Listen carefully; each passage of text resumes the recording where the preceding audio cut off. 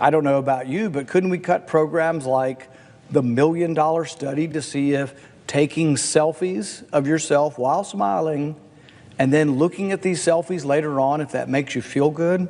According to a new analysis, 64% of American households are now living paycheck to paycheck. I rise in opposition to the Ukrainian supplemental bill, $40 billion, but there's no baby formula for American mothers and babies. An unknown amount of money to the CIA in the Ukraine supplemental bill, but there's no formula for American babies and mothers. $54 million in COVID spending in Ukraine, but there's no formula for American babies and mothers. $900 million for nonprofits and organizations in Ukraine, but there's no formula for American babies and mothers. $8.7 billion for economic support and funding in Ukraine, but there's no formula for American mothers and babies. If this is about claiming that it's about saving lives, let's be real, then we would care about war-torn countries like Ethiopia. So that's a bunch of hypocrisy because I never hear Ethiopia brought up here.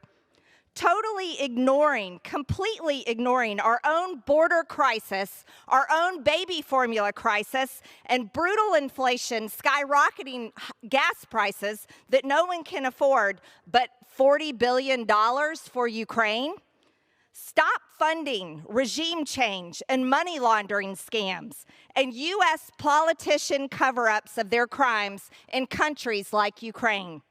The American people do not support paying for constant U.S. involvement in foreign affairs while our own government fails our own country. Let me remind everyone here, we swore an oath to uphold and defend the Constitution of the United States of America and our borders. We should be paying attention to our country right now.